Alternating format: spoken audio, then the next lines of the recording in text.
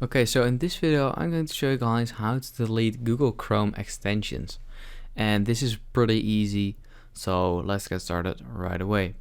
So what you want to do is you want to have your Google open up, of course, and for example I have a few different extensions right here, so you can either just right click on this extension and then click on remove from Chrome, just like this.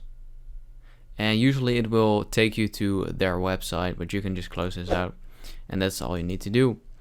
But the other method is, for example, not all my what's it called, extensions show up right here. So what we want to do is click on the three dots and then click on more tools and then click on extension, and we'll see all our extensions on this on